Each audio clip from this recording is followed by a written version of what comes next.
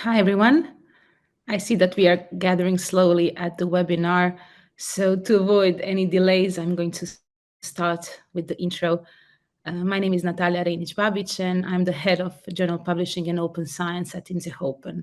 And I'm delighted to welcome you to the third and final webinar in our Embracing Open Science webinar series. As many of you are aware, this week we are celebrating Peer Review Week, and today's webinar is our way of contributing to the global conversation about the significance of peer review and what lies ahead of it. So, in alignment with the open science principles that our journals propagate, today we'll be focusing on the topic of open peer review. Open journals are still exploring the open peer review avenue, and it will be interesting for us to hear what your thoughts and opinions around the topic are. Definitely, in my view, by emphasizing transparency, open peer review encourages researchers to prioritize collaboration over competition, and all of that in the name of advancing science. And this perspective alone shows why open peer review is worth looking into. And I do hope that today's webinar will spark your interest in the topic and motivate you to learn more. I'd like to extend my gratitude to our speakers today, Adrian, Stanley, and Alessio Bolognesi. They have prepared insightful presentations, and I'm confident those presentations will enhance your understanding of the topic and spark your interest in learning more. And of course, a huge thank you to Dr. Sarah Greaves, who will be moderating the webinar, as well as the Q&A section. So over to you, Sarah, and we can start.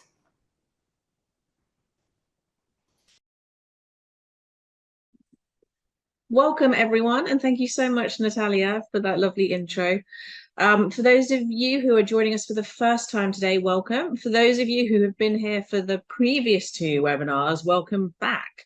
As you know, we've spent some time this year going through some of those key issues around open science, introducing them to you and putting them into context in terms of how they can impact the dissemination of your work and what it can mean for the journals that you publish in, excuse me.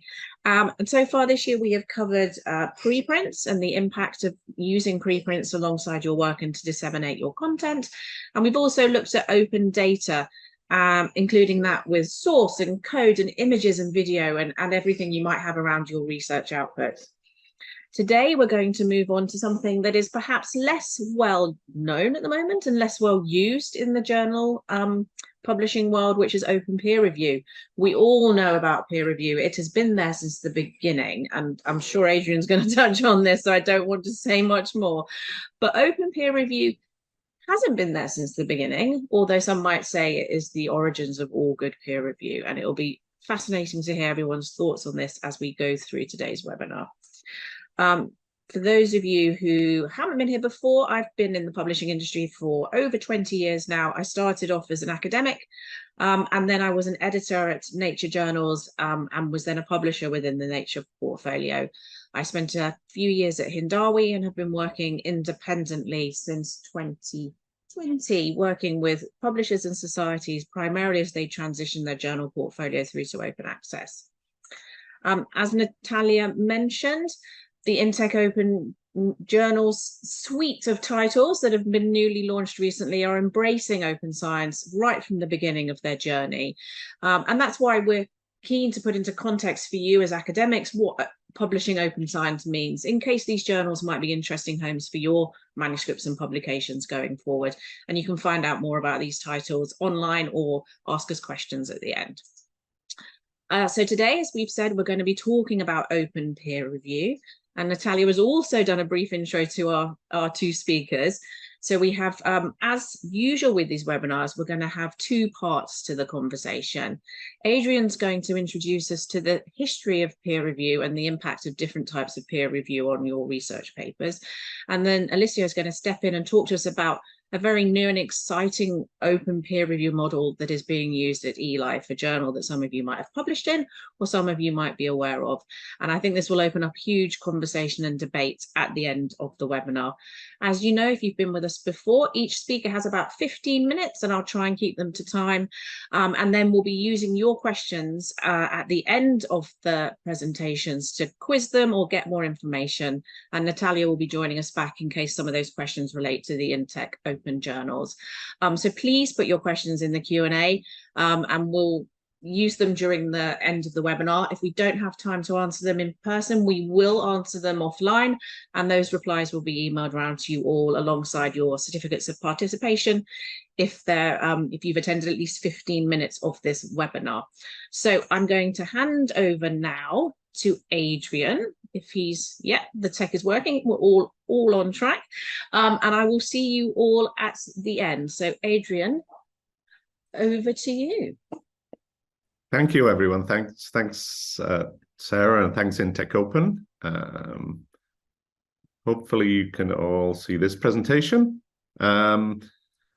So my job is really to, just one second, to kind of help set the scene and define some of the terminology and nomenclature that's used around open peer review.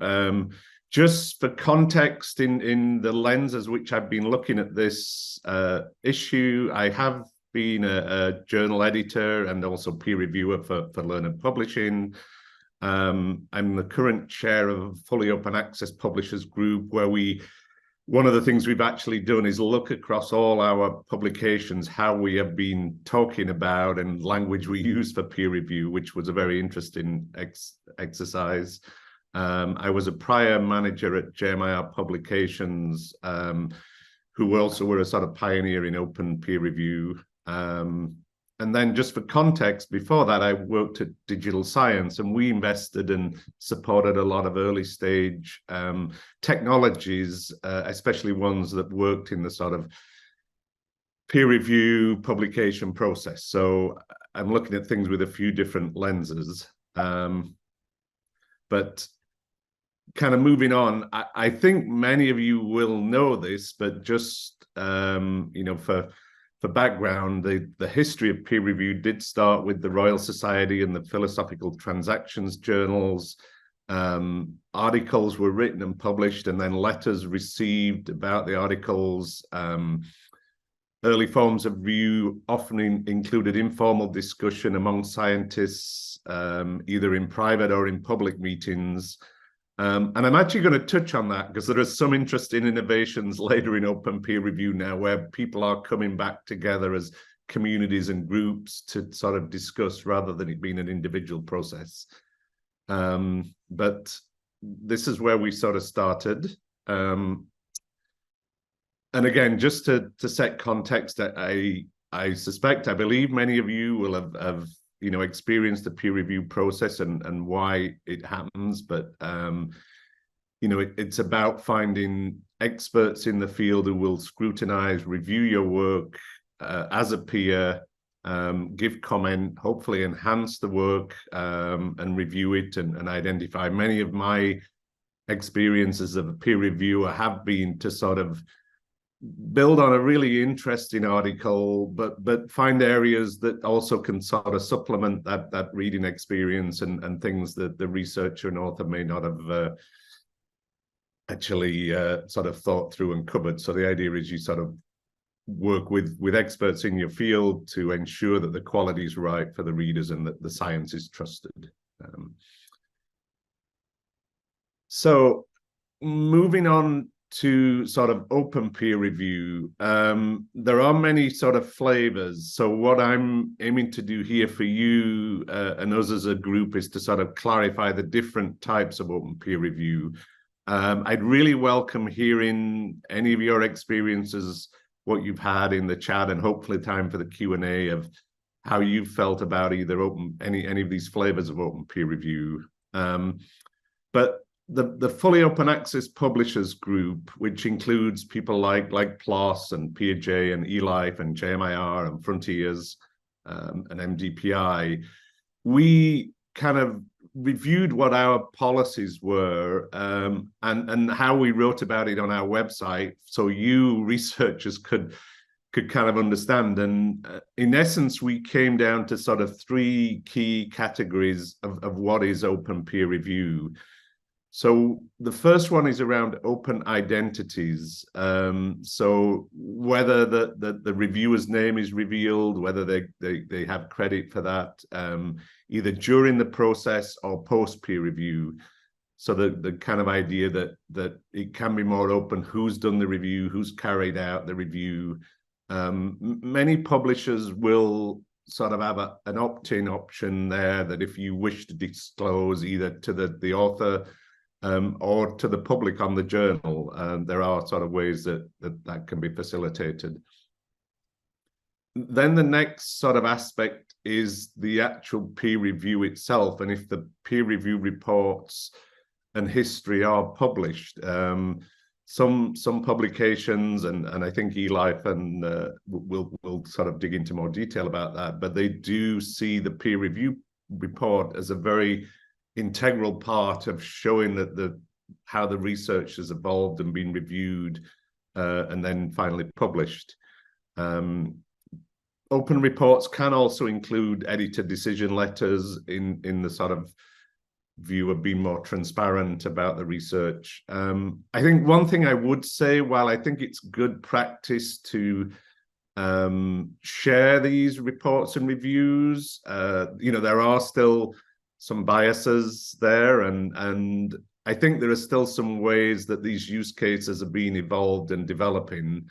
So while this is, I think, relatively new for publishers, I can see in the sort of transparency aspect and research integrity that more open peer review reports may be published. And then the last sort of pillar of how open peer review's been specified is really the kind of open participation.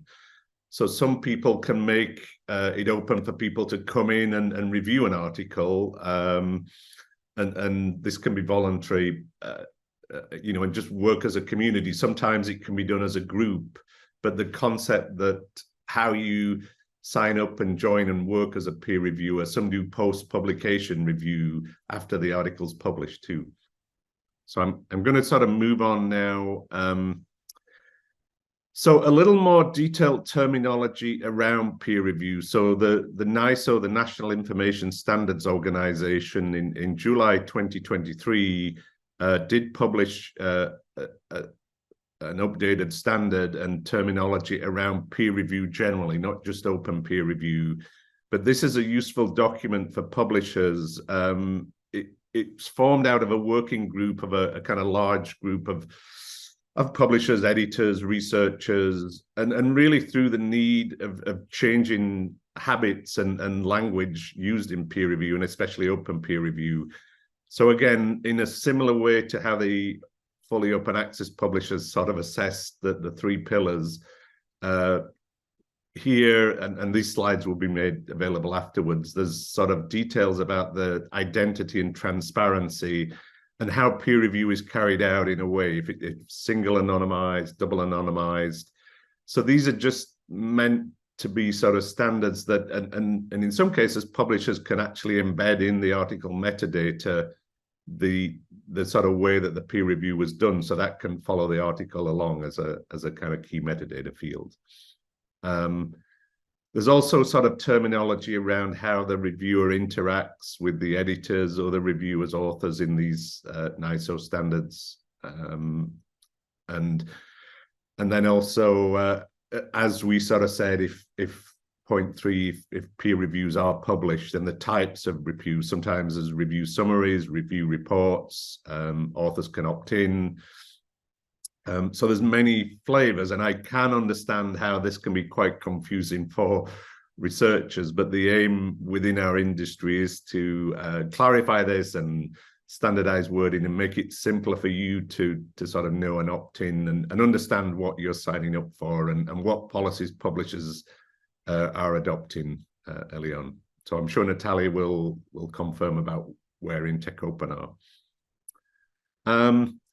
So my final slide now really is just to sort of set the scene going forward a little further, there are new approaches in peer review, as we'll hear from eLife. There are ways that AI and technology can support open peer review.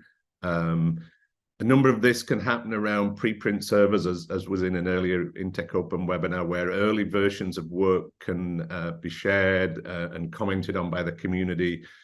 But I think just that I highlighted a couple of tools here and a couple of areas where I think technology can support open peer review. So certainly the pre-review example is really a collective sort of group review, and they do a lot of training and sharing and peers. And, you know, you may have an expert who's very good on statistics and data, and then someone else who's another expert in a different field of the article, and you can learn as a group by reviewing the article, often with the author present. So pre-review are a sort of technology and system that enable book club type meetings with articles. Authenticate is a technology that runs over articles and does check if there's any detection of plagiarism and ways to work. And there are more sophisticated ways now that you know, certainly some authors and researchers are using tools like ChatGPT to help sort of write and prepare their articles. So on the other side, there are ways that we need to ensure the trust and authenticity of the research is there. SciScore is a company that really helps do checks, and some of these have researcher available options or integrate with preprint servers. Some of them are used by publishers separately. But SciScore can help check items that are quite difficult for humans to check. So was a registered report properly registered and classified, you know, ahead of the thing? How was a clinical trial done? Where data where it may need a human to go and look up and check, machines can do that sort of review easier and can prepare reports that can often be published alongside the peer review report or the open peer review. And then the last sort of topic, which I think is again going to be an emerging topic and ties into the Intech Open webinars, but Dataseer is a company that helps to help authors identify if they have prepared and shared all the correct data, especially with new mandates from things like the OSTP and Nelson memo. But the interesting point here is that'll help to ensure the article has the underlying data prepared and meets funder mandates. But there is then questions around, do peer reviewers need to peer review the open research data alongside the article? So I think there's a lot of evolution, a lot of developments in technology that will support and supplement peer review. But just to really recap and kind of just do a quick summary of what I've said, I do believe open peer review is in many different flavors is becoming more popular. It's something we'll see more of. It'll bring greater transparency and openness. There's a lot of, within the scholarly publishing industry, a lot of discussion about research integrity and helping advance science. So, you know, open peer review is one way that really makes the whole article as a whole more transparent. Certainly, open peer review reports can be published with digital object identifiers alongside the article, so they can then be added to your CVs and profiles, and you get recognition for the work you've done. I have heard a few different use cases around when open peer review reports are published, where perhaps professors or peer reviewers will use those as training for early career students coming in, where they can see how they evaluated and reviewed an article and the points they compacted. But I think there's a number of other use cases that will continue to evolve. Certainly though, you know, and as a peer reviewer myself, I know there can be sort of biases, and sometimes you may not want to say some things if you don't feel the article is up to scratch and have your name shown. So there are still areas where one as a peer reviewer may want to be careful. But I think, and finally, just to sort of note, I mean, I think Intech Open are doing some wonderful work and have been a pioneer for many years, and this series is a great option. There are some differences, I believe, with the process of books and journals. Sometimes book chapters are solicited by editors, by experts in the field, and then have reviews. But that's just to note that, you know, there are many flavors we will work through, and I think now it's probably time to hand over to Alessio and eLife. Sarah, were there any questions, or was there anything there that jumped out, needed clarifying? Or are we good? Yeah, thanks, Adrian. We'll probably handle all the questions at the end. So it would be great if we could pass straight over to Alessio. Thank you so much, Adrian. We'll see you in a few minutes. Yeah, thanks, Adrian. I'm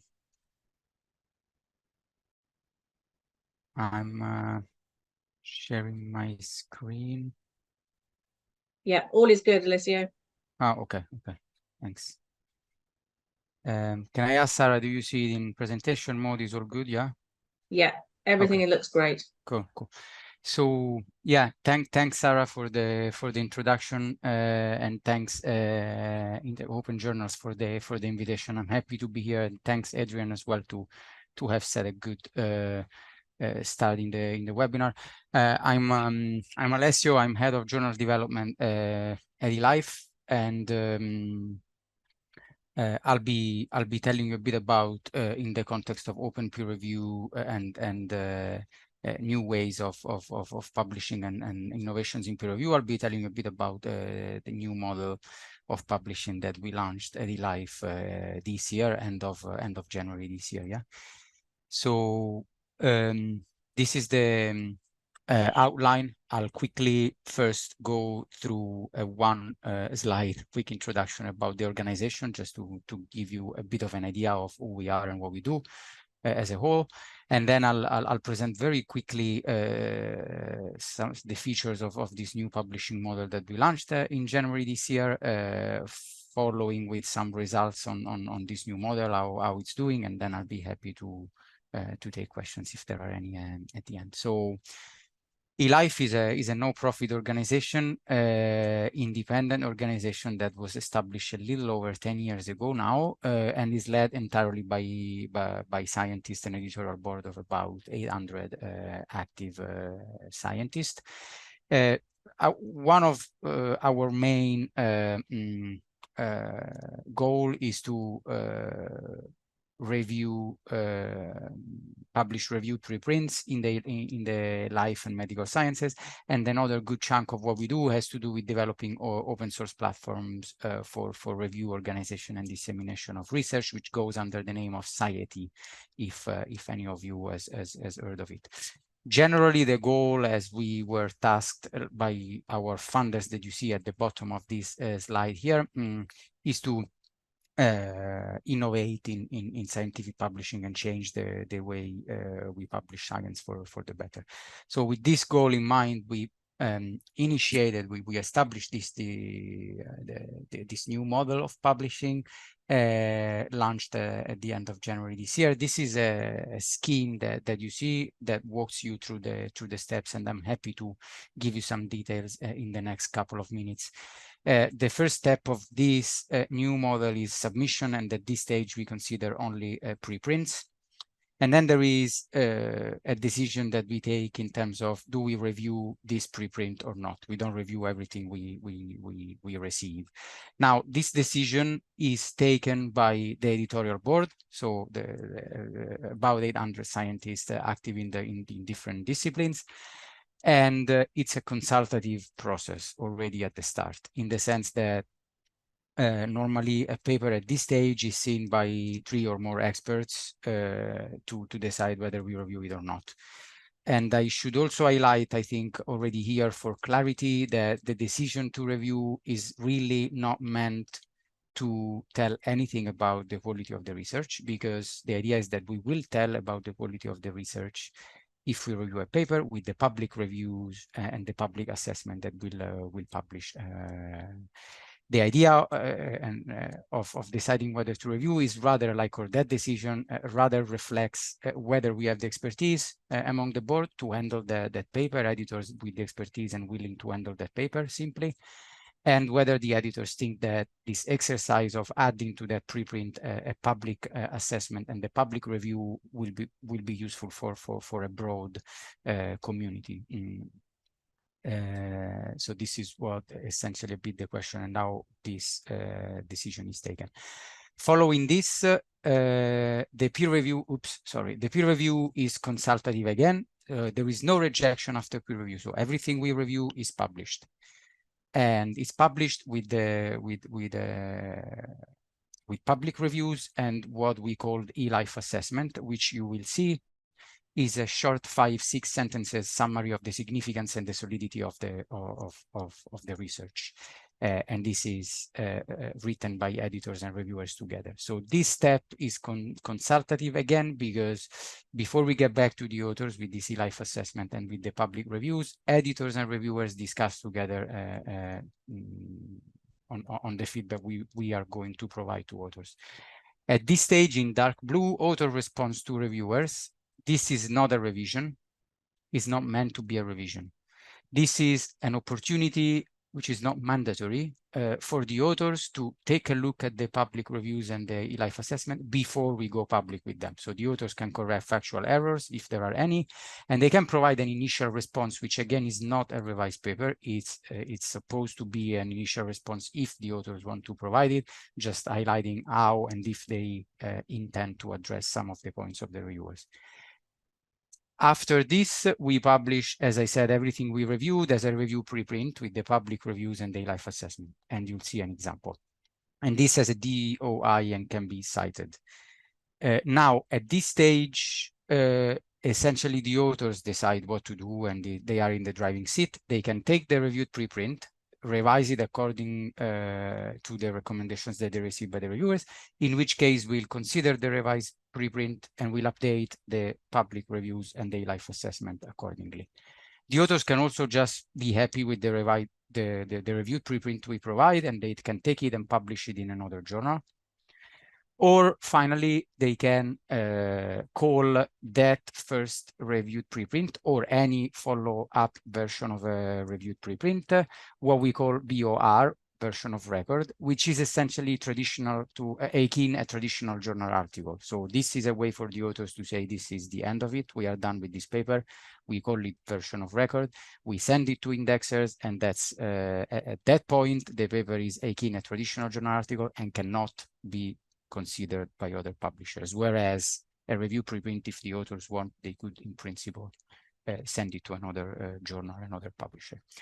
And this is these few points that I mentioned here. Now, what I want to stress is that the main goal of this model is really to promote a way of assessing research, science, and scientists, not based on where a given paper was published, the journal where it was published, but rather based on what is published. And we have the idea of providing information about what is published exactly by having alongside a preprint, a public review, and a eLife assessment. So this is the overview, and this is how it looks in practice. You see an example of a reviewed preprint with the eLife assessment that is sitting underneath the abstract to make it difficult to miss if you're just, or if readers are just scrolling the title and the abstract quickly.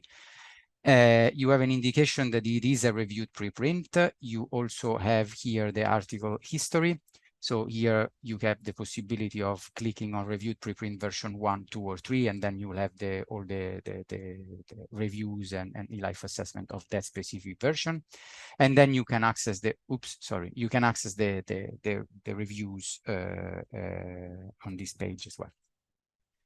And what I was mentioning, this is the table that shows you the common vocabulary terms that we use in the eLife assessment, in this short few sentences assessment I just showed you. On the left, you see the words we use for highlighting the significance, perceived significance of the research, and on the right, the solidity of the data, essentially.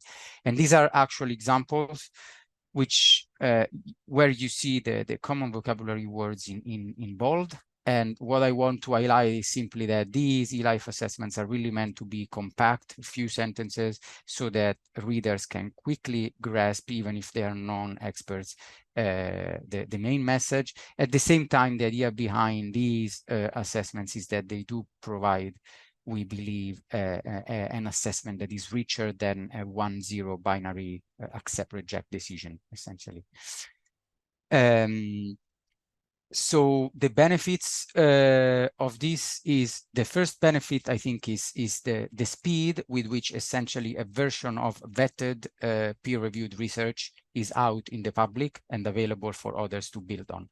This is at the moment 1 to 3 months. We hope to bring it down once some of the steps of our workflow are automated, but it's already, as it is, significantly quicker than the time that it takes for a traditional journal article in the traditional system to be available to the public in a vetted, peer-reviewed manner.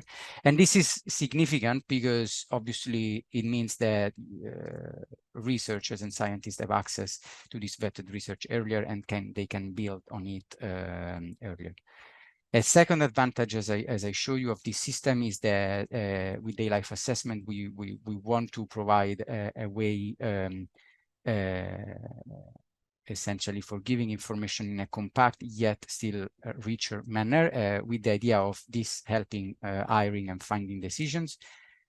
The transparency is another advantage. The peer review reports, the words that we use in the eLife assessment, and what we mean with those common vocabulary words, the author responses, the eLife assessment, all is publicly and freely available. I should say that this system, as you probably have appreciated so far, it's a system of transparent peer review as it is, in the sense that it's not open peer review because the reviews are still carried out by reviewers in collaboration, in consultation, as explained with our editorial board. But at the moment, the system is not such that the entire community can weigh in on the preprint. So this was just to clarify this point as well. The output is akin a traditional journal article, so in this sense it aligns with funders' requirement, and we give more controls to authors in terms of if, the time with which, and what type of revisions they want to do following the initial recommendations of the reviewer. The model, as I mentioned, has the advantage of promoting the science evaluation based on what you publish and not where. So it's much more focused on the article and what is in the paper. And finally, there is a publishing fee associated with this process.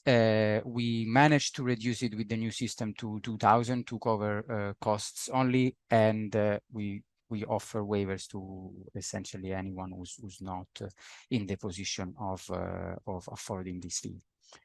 Now, how it is going, I would just like, I believe I have a few minutes left, so I want to give you a brief overview on how the model has been doing so far. This is the number of submissions we have received from February when we switched to the new model. In light green, you see new model submissions. In dark green, traditional model submissions, because we are keeping alive for the time being the traditional model for authors who want to choose or want that option. You see that the new model submissions are on an increasing trend, which is good news. This is the percentage of those submissions that we send out for review month by month. And on average, you see that in the new model, in the line in blue, on average, we send out about 30% of papers, which is close to the traditional model and the historic data before we launched the new model. We don't really set a specific percentage. There isn't a specific percentage of papers that we want to send out for it. This is not set. It's just something we follow up for comparisons with the old model and generally for reporting.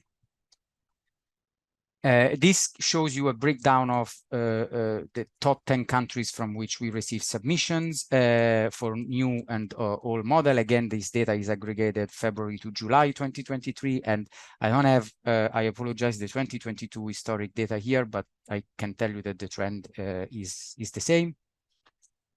Finally, again, comparing February to July 2022 versus 2023. So here, comparing historic data with new model data. This is just to highlight the major subject areas for where we receive submissions essentially are consistent and they look the same, as you see, more or less. I'm limiting this to the top 7, and the main difference you can appreciate is submissions in the area of medicine that in 2023 seem to have dropped below the top 7, and cancer biology has shown up, but mostly there is overlap. I want to thank very much our sub-funders and other organizations, some of which you see on this slide, who have strongly supported the use of reviewed preprints for research assessment and evaluation. And this is just a very short list. There is more to this. And thanks again for the opportunity, and thank you for your attention. I'm happy to take questions. Yeah, I'll head back to Sarah. Great, thank you very much, Alessio. And we should have everybody back. Brilliant. Thank you both to both speakers. You are the first speakers we've had in this series who've both stuck beautifully to time, and I haven't had to raise my hand. So you get a big round of applause from me for that. I'm just going to answer some of the really general questions that have come in to clear those out. And then I've got a few I'm going to put to the panel, and we'll see how many we can get through. As I mentioned at the beginning, if we don't answer them live, we will answer them, and we will circulate that round to everyone who has participated in the webinar. They will come round to you afterwards, and you will be able to see the slide deck. So that hopefully answers one question we've had. There's been a few questions coming in about how people submit to InTech journals, or how people submit to InTech books, how they become editors, how they become peer reviewers. If you go to the InTech Open website, you should find out all the information you need. But I think there's also a specific email address, Natalia, that people can contact if you want to. Yes, sure. I'll just write it down in the Q&A section, or thank you. Maybe in the chat, even better. Brilliant. Thank you, Natalia. So yeah, if you need any more information about potentially becoming a peer reviewer or an editor, or even submitting your paper to InTech Open, then please look online or contact this email address, and the team will be happy to get back to you. One thing I wanted to answer before we move to the questions is, yes, journals that use open peer review and papers that are published under a peer review model, they are just like any other papers. There were some questions about, will my university still recognize this as a paper, as a proper paper? Yes, absolutely. The process is still the same. If you are publishing in a journal, which is a recognized journal because it has an ISSN and it's in maybe the database of open access journals, or it's indexed and it's a journal that is recognized and offering peer review, whether that is closed peer review, open peer review, single blind, double blind, it is a publication that your university will recognize and accept as a publication for you. Right, I'm going to throw these questions out to the panel. They don't know what order they're coming in or what they're about. So I'm trying to bunch a few of them together to pick up on themes. And I'm going to start with a big one, which is sort of coming in from a few people in different sort of ways. One is, which is, why would we do this? I know you've all touched on this, but there's still some questions and concerns coming in about why would we do this? Why would we go through this open peer review model? And that is also linked to another series of questions we've seen around bias. Does that impact the bias or not, one way or the other, in terms of how my research might be perceived? And I'm going to go to Alessio first, because he has foolishly left himself off mute. So just on that principle alone, he is going to go first. And then we'll go to Adrian, and then we'll go to Natalia. Yeah, thanks, Sarah. I actually forgot to mute myself, but I'm happy to. No, I'm happy to. So yeah, it's a good question. I think there are a number of advantages in principle of having a system where you have open peer review. One that I can think of is obviously that by allowing more people from the community to weigh in, you get a more integrated view, and the view that it comes obviously from several peers. And so I think that's definitely can be an advantage, and I think as any advantage and opportunity can come with the challenge then of kind of trying to understand how, if and how you want to integrate that type of feedback in something that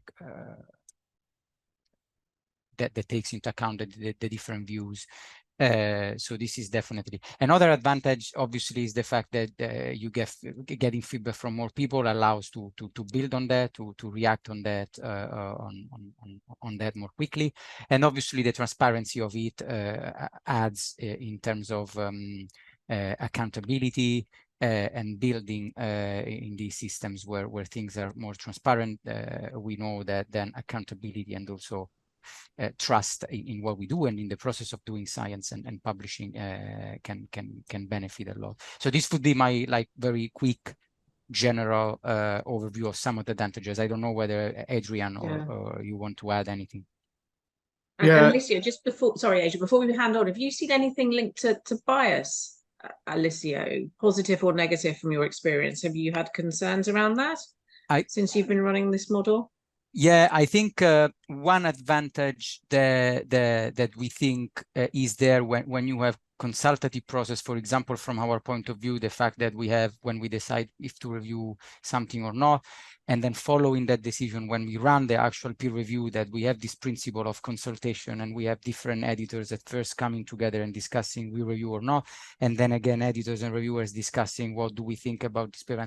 So obviously the advantage there, and it remains true with open peer reviews, where it's always when you bring more heads are generally better than one head.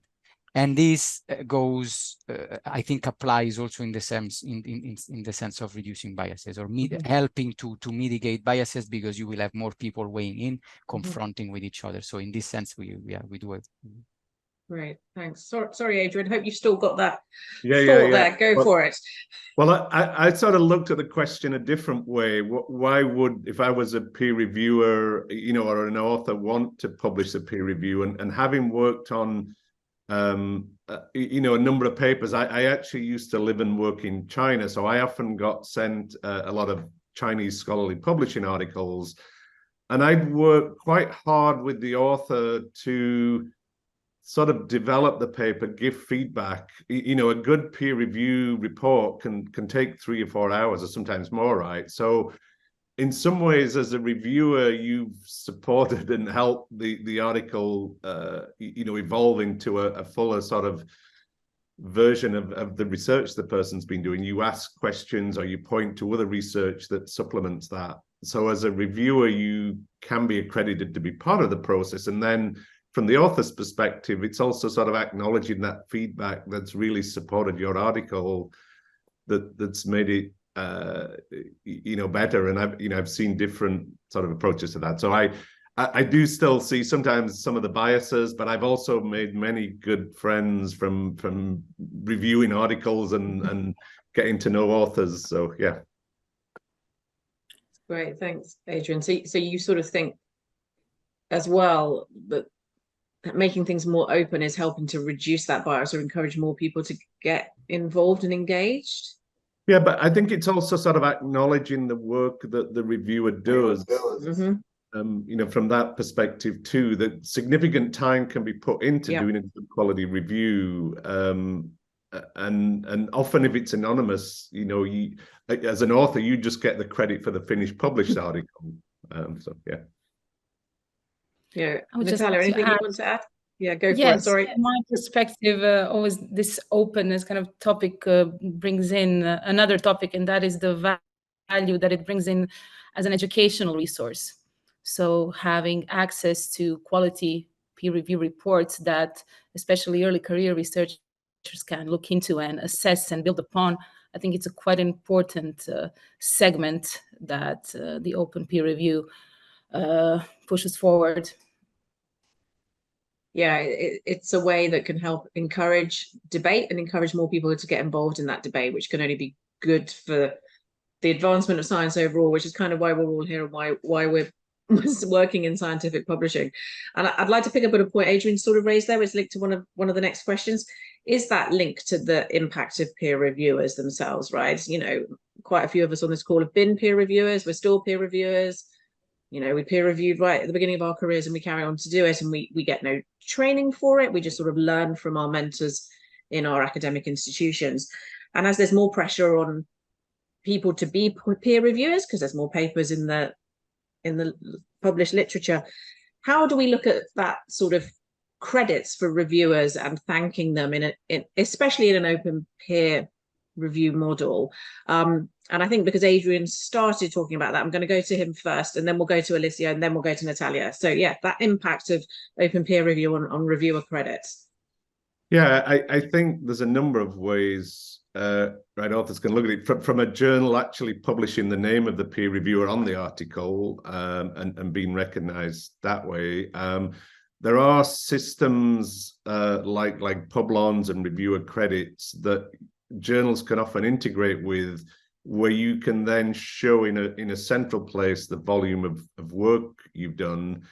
There are also ways some journals look at giving types of credits. So often it might be a bit like the airline miles. So you can get a discount on your next article you publish, and things like that. There are ways, and even some publishers, I think, looking at tokenizing, the ways that credits can be accrued. But often it is certainly a volunteer, and we do it partly for the good of science. But I do it still because I like to read the latest research and review and comment. It keeps me up to date as someone in our industry. So that's my perspective. Yeah, thanks, Adrian. Go for it, Alessio. How about you? What do you think the impact on that credit side for reviewers? Yeah, I think I very much agree with these points that Adrian said, and I think it's really a very much a discussion ongoing between the different stakeholders to try to develop ways to credit that work, and some of these options that Adrian was mentioning, like helping reviewers to pull a report kind of easily and to show their contributions in Publons or other ways that go along that direction. Another bit, obviously, that always is part of these conversations that I wanted to highlight is that there is always a bit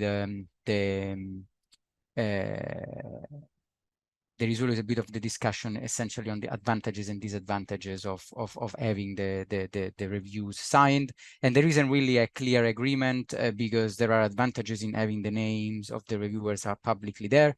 There are potential disadvantages for people understandably fearing possible repercussions or possible negative kind of events associated with showing their identity. So this from our point of view, reviewers are free to the reviews are signed by eLife in the new model because of these conversations and discussions and fear of repercussions. However, there is always the option of reviewers putting their name in bioRxiv if they want to. It's up to them essentially to decide, and if they want, they can go for them. And I think that's the last step, isn't it? Yeah, getting people to sign or not. Adrian, yeah, go for it.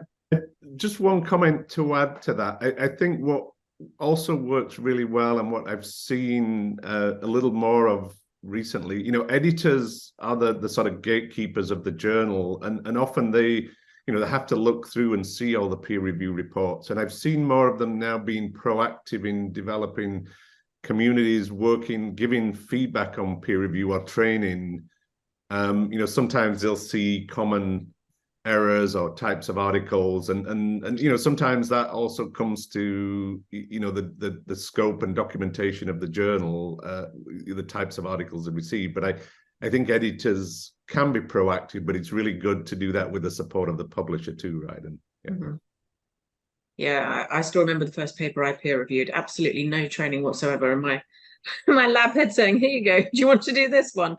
And I think we've moved on from there, but there's still much that we can do to support those in the community, especially early career researchers, to get involved in the peer review process and learn the tips and tricks and tools that you need to provide those really constructive peer review reports to your peers. Natalia, do you want to comment on that about reviewer credits and the impact on open peer review? From the publisher's perspective, reviewers are truly the most valuable assets of they're the basis, and I always feel like as much as we try to do for them, it's never enough, honestly, to kind of substitute for the time and knowledge they've invested. There are things that different publishers are doing that we are trying to do that go alongside of acknowledgement in the journal, yearly, monthly, rewarding best reviewers, offering discounts or waivers, as Adrian said, and to kind of connect to the thoughts of Adrian, I think that training and mentorship can also be an avenue that the publishers can follow and then try to work with the reviewers to kind of give back to them. We had a lot of discussion at the last conference we attended about peer review mentorship in general, because there are mentors who are doing that very, very well. And we have some ideas on connecting with those to see how we could scale that process. But as I said, regardless of the fact that we always feel that there's not enough that you can do, I encourage all publishers to do at least as much as they can. Yeah, that's a good way of framing it. I'm going to move to the last question. We just got enough time for one more, I think, before we wrap up.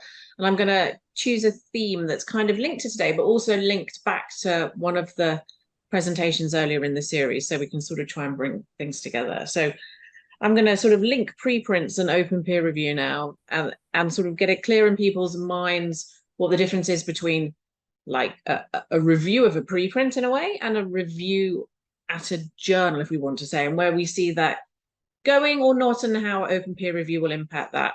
Everyone's put themselves on mute. They've learned my trick, but I'm going to go to Adrian first, I think. So go for it, Adrian. That link, because we do see a lot of preprint servers now starting to think about how they filter or how they review or maybe how they rank preprints. So it's an interesting time. So how do you think that's going to impact peer review?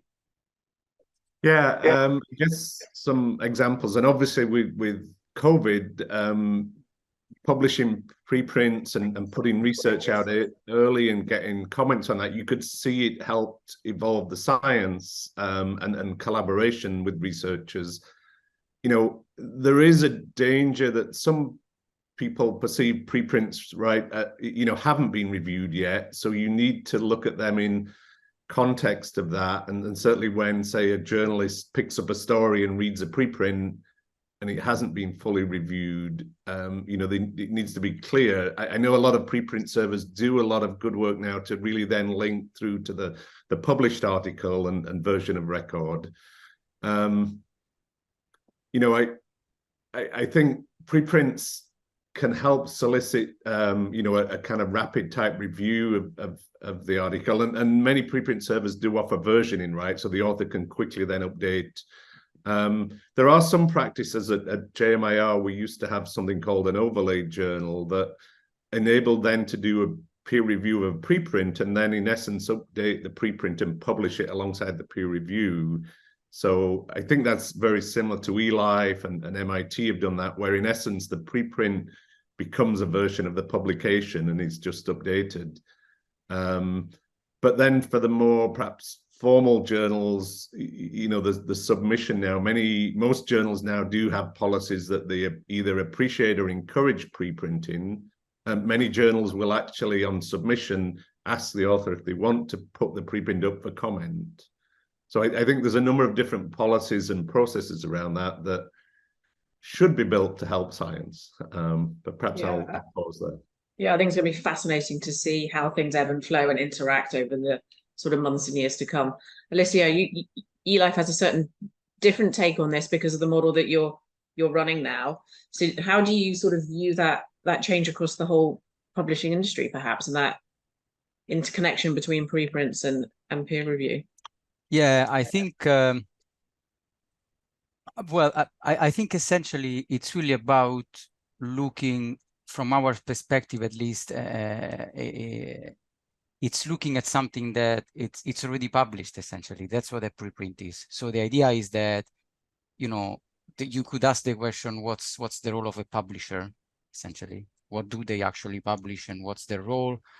In the context of preprints and increasing uptake at the level of different preprint servers, the one way to look at it is that that's research that is already there, has been already published, is already available, and can, as Adrian was mentioned, there was a tremendous spike on med and bioarchive preprinting of COVID papers that you could argue helped a lot. Obviously, that comes. It's an opportunity, but comes with the danger, as we highlighted, that the disadvantage of preprint is that they have not been vetted, and so it's difficult to know upfront unless you dig a bit more into the details whether you can trust them and to which extent and what are the drawbacks, implications, and all of that. And so that's the idea. But the idea is really like with the preprint, how this impacts peer review and publishing is really essentially changing a bit, reframing the question of this is stuff that is published already.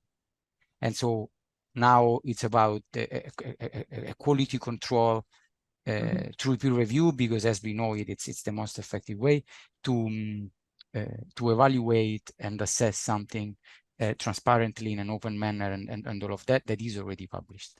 And so it's about developing ways to do this and see to which extent evaluate whether this is impacting and benefiting the community as a whole. The community, absolutely. I think it's going to be really fascinating to see what happens next, right? And like you've both said, we've seen the impact of open science. We've seen it up close and personal during COVID, and the difference it made in terms of sharing information across the globe and the impact it had into developing solutions. So I think now we've seen it and lived it and benefited from it. We're going to see it being embraced more in different research areas as we go forward, especially those linked to the Sustainable Development Goals. Natalia, do you want to say anything before about that question before we wrap up? So over to you. Nothing to add, actually. I think that we've covered most, the major points.